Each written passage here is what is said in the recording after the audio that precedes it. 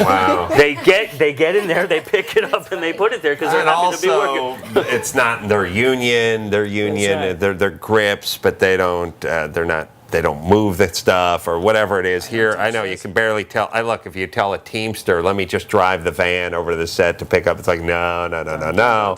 So one big rule. And by the way, that's why everyone moved out of Hollywood and Los Angeles and they're spending their money abroad. Right. The two things I like to yell at all my a-hole buddies on the left for is the two things you love so much, which is unions and taxes, are the reason why this multi-billion-dollar industry is packed up and shot abroad. So keep going with your unions and keep going with your taxes, and eventually we can all just move to Romania and spend our money there. That's what happened. The nice thing about the people and the crews in Romania is one of the few countries that really does have a 100-year film history. They've been making movies as long as we have, and so they have very skilled technicians, great attitude, great work ethic, a great film tradition. And it was nice for us when we went there, we didn't come in as Americans. We had Romanians on our team who kind of set it up and introduced us to people over there. Kind of a young company just like our company, so we didn't have to go through the Castell and the Media Pros and the established studios.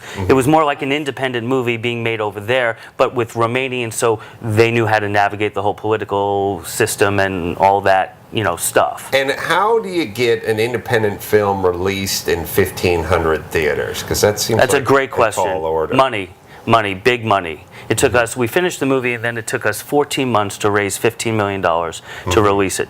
Okay, so the money is key, and then what we did is we hired some former studio distribution presidents, this guy Larry Gleason, who ran MGM during the Legally Blonde days, the barbershop movies. He's the guy who bought Leaving Las Vegas, turned it into an Academy Award-winning movie. We got this guy Clark Woods, who ran MGM Theatrical through Valkyrie days, and they brought together a team of 15 people who could handle a studio level of release.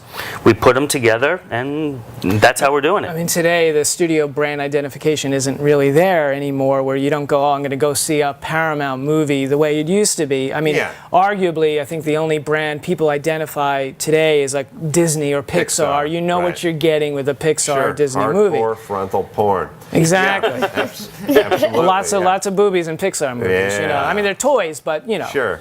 Yeah, no, it's true. I'm trying to think. I mean, it's weird that studios don't have the brands that they used to. They used to have them for like musicals back in the day. You know, the big Paramount MGM. was the detective movies, or Universal was the monster movies. Yeah, now that I think about it, I don't really even know who's making what movie I see unless it's a Pixar or Disney movie. Like with Twilight, for instance, if you went, or New Moon, and if you asked 10 fans of Twilight who is releasing this movie, we would bet 9 out of 10 wouldn't have a clue that it's a company named Summit. So what we set up with our company, Full Circle Releasing, is a distribution team equal to like Summit's team, and the same number of people, basically the same type of operation. And it really, as Scott said before, comes down to the capital to be able to market, to advertise the movie. Because we went to the best of the best, the guys who, there are certain vendors for trailers and TV spots and all that are, do all the big comedies. So we went to this company called Buddha Jones and this company called Ignition Creative. They did the Zombieland TV spot. So we went to them, and again, on the back end, on the post side of doing this stuff, all these guys are cool guys, just like all of us, just trying to make a movie, get it out, market it. At the end of the day, those costs are all manageable. When you look at what you have to spend on TV, I mean, we're going up against Armored. That's our main competition, even though it's not really a competition. Because their audience is really not the same as our audience. Really.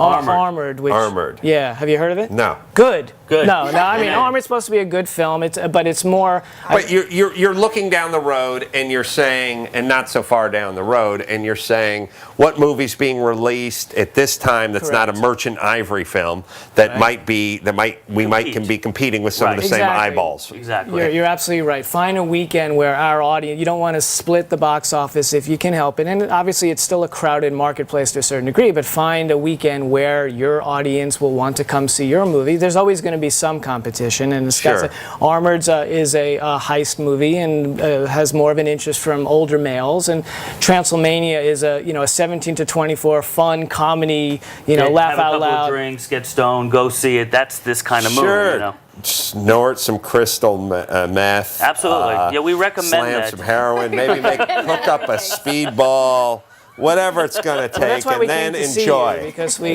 heard that you would no.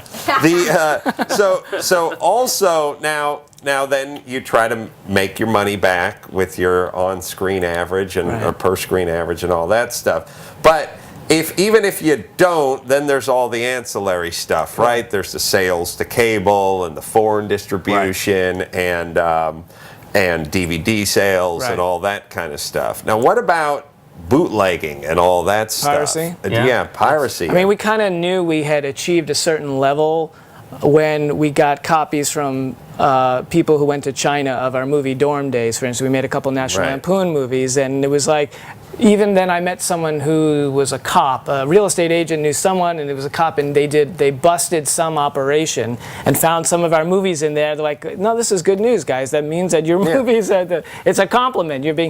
I think ultimately they've gotten better at cracking down. The MPAA has a division that I think is doing a better job, and it still is a problem. But what's the deal? I mean, like, I understand getting your hands on some sort of, it snuck it out of the edit bay, and you get a clip. You get an actual cut of the movie. But the one where the guy took it with the video camera that he had hid in the kid's stroller in the aisle in the back of the Cineplex.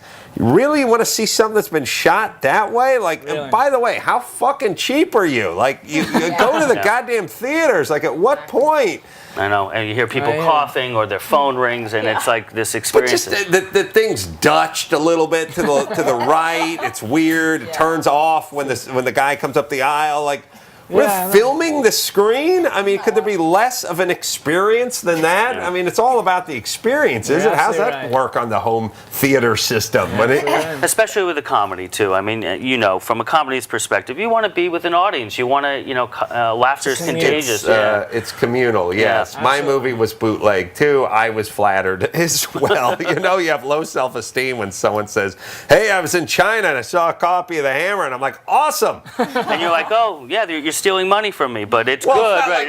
It's not like Harvey Weinstein's going to give me any money anyway. I mean, those guys just all steal money from you, too. I mean, everyone, you can either have your stuff stolen in Beijing or you can have it stolen in L.A. Well, either way, you're not getting paid. Everything you're talking about is why, little by little, this is our 7th feature, and each step of the way, we've realized that the more we can control the product and the distribution, the better, the more you're not getting into that studio kind of accounting. And we've worked with great studios and great studio teams, but we brought some people in-house who handle all of our television. A guy by the name of Steve Rockabrand. He was a former Paramount executive, and he handles all of our lodging, pay-per-view, video on demand, and it's all done in-house. We see it, we deliver it. Because it's about transparency of accounting, and I think if we're forecasting forward, there really is a greater arena for the independent studio, because as brick and mortar blockbuster type stores are going to go out of business, and DVD sales go like this, and video on demand goes like this, so the seesaw has already moved that way. Going down, right? The other one's going up. You don't need, the problem with the studio system